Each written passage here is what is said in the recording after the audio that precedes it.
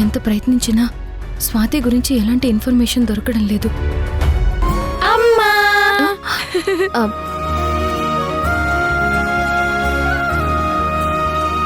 రిషి, శశి, మీరెప్పుడొచ్చారు? ఇంతకు ముందే అమ్మా. మమ్మల్ని తాతయ్య తీసుకొచ్చారు. సింధు, ఏమైందమ్మా? ఎందుకంత డల్గా ఉన్నావు? శశి, రిషి, మీరు వెళ్ళి ఆడుకోండి.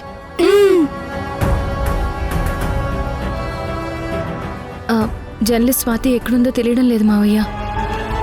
తన కోసం వెతకని ప్లేస్ అంటూ లేదు. పోలీస్ కంప్లైంట్ ఇచ్చినా నో యూస్.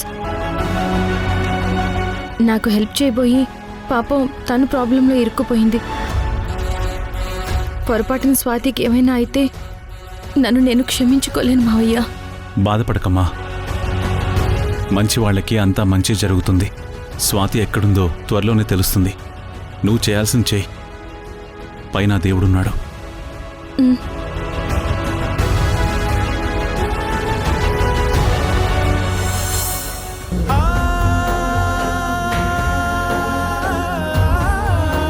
మా అమ్మ మెంటల్ కండిషన్ ఏం బాగాలేదు సార్, అందుకే ఇలా పిచ్చిగా ప్రవర్తిస్తుంది. ఏమనుకోకండి. Sorry sir.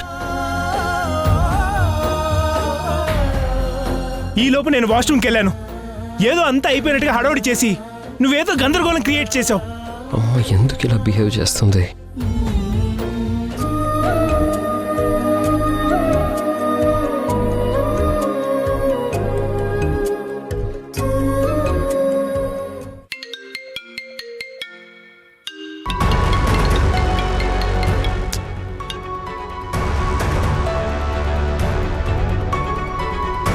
యశ్ ఎందుకు కాల్ కట్ చేస్తున్నాడు?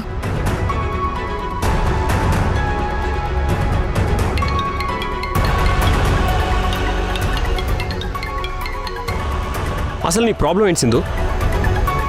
నన్ను మనశ్శాంతిగా ఉండనివ్వా?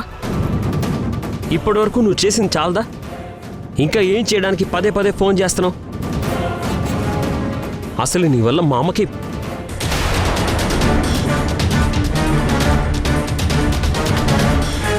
ఆగిపోయావే మీ అమ్మకి?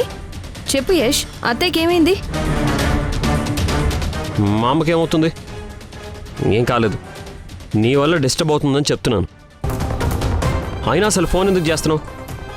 నీతో మాట్లాడనని చెప్పాను కదా. ఏంటి యశ్, ప్రతిసారి నేనే ఏదో తప్పు చేసినట్టు మాట్లాడతావు?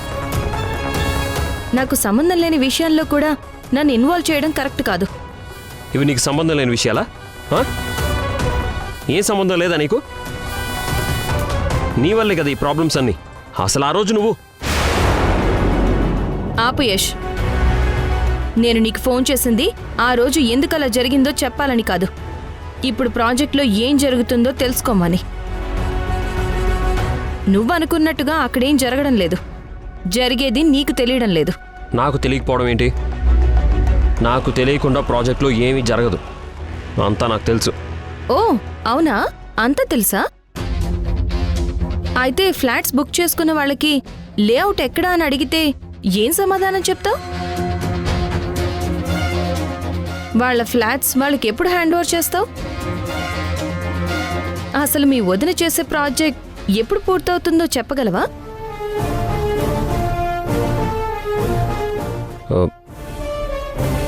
హే, అసలు మా ప్రాజెక్టుతో నీకేంటి పని?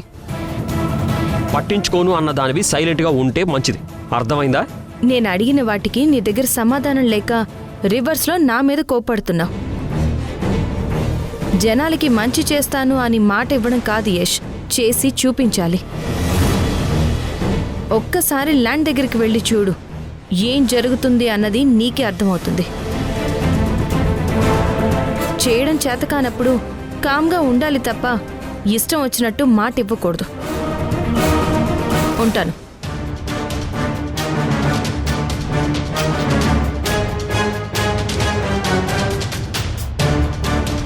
ఇంత ఇన్సల్ట్ చేస్తుందా నన్ను? చెప్తాను.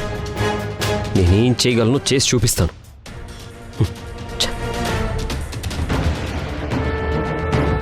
మధు, ఇప్పుడు మనం ఆఫీస్కి వెళ్ళడం అవసరమా? మనం ఆఫీస్కి వెళ్ళకపోతే ప్రాజెక్ట్ గురించి పట్టించుకోవడం లేదని మీ తమ్ముడికి డౌట్ వస్తుంది తేజ. అంటే నా భయం అది కాదు. మనం ఇంట్లో లేకపోతే అమ్మ ఎస్తో మళ్ళీ జరిగిన విషయాలు మాట్లాడితే ప్రాబ్లం అవుతుంది కదా. అత్తయ్య ఏం చెప్పినా మీ తమ్ముడు నమ్మే పొజిషన్లో లేడు. ఇప్పుడు మనం భయపడాల్సింది యష్ ఆఫీస్ వర్క్ ప్రాజెక్ట్ పనుల్లో ఇన్వాల్వ్ అయ్యేలోపు మనం అనుకున్నవన్నీ ఎలా త్వరగా కంప్లీట్ చెయ్యాలా అని. ముందు దాని గురించి ఆలోచించు. అన్నయ్య, వదినా వదినా, అన్నయ్య, వదినా, వదినా, అన్నయ్య. తేజ, మీ తమ్ముడు పిలుస్తున్నాడే. మళ్ళీ ఏమైనా మా అమ్మ ఏదైనా చేసిందో ఏంటో, పద వెళ్ళి చూద్దాం. వదినా, అన్నయ్య. ఏంటి మరిది గారు, ఏమింది? ఎందుకంత సీరియస్గా ఉన్నారు? మళ్ళీ అత్తయ్య గారు ఏమైనా చేశారేంటి?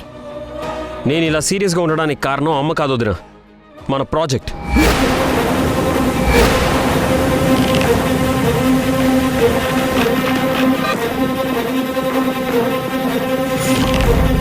మన ప్రాజెక్ట్కి ఏమైందిరా?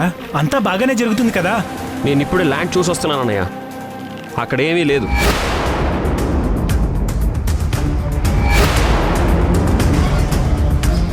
ప్రాజెక్ట్ వర్క్ జరగడం అంటే ఫ్లాట్స్ అడ్వాన్స్డ్గా బుక్ చేయడం కాదు వదినా, కస్టమర్లకి చెప్పిన టైంలో వర్క్ చేసి చూపించడం.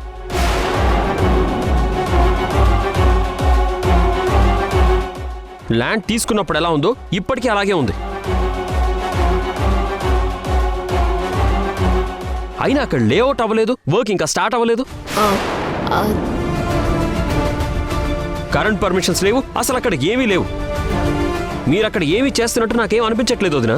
అంటే మరిది గారు, ఫ్లాట్స్ బుక్ అయిన తర్వాత వచ్చిన అమౌంట్తో వర్క్ స్టార్ట్ చేద్దాం అనుకున్నాం, అంతే తప్ప ఇంక వేరే ఏ ఉద్దేశం లేదు. అసలు డబ్బుకి వర్క్కి సంబంధం లేదు కదా వదినా. అమ్మ ఆస్తి, నా షేర్ పేపర్స్ అన్నీ పణంగా పెట్టి మరి ఈ ప్రాజెక్ట్ చేస్తుంది మధ్యతరగతి కుటుంబాల మంచి కోసం, వాళ్ళ సొంత ఇంటి కల నెరవేరడం కోసం. రేపు సడన్గా ఫ్లాట్స్ని బుక్ చేసుకున్న వాళ్ళు వచ్చి మా ఫ్లాట్స్ ఎక్కడా అంటే ఏం చూపిస్తాం వదినా? మనల్ని నమ్మి అడ్వాన్స్ పే చేసిన వాళ్ళని ఇబ్బంది పెట్టకూడదు.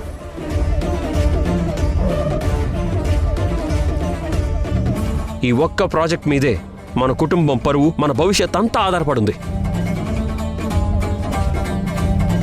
మరీ ఇంత నెగ్లిజెన్స్తో ఉంటే ఎలా చెప్పండి?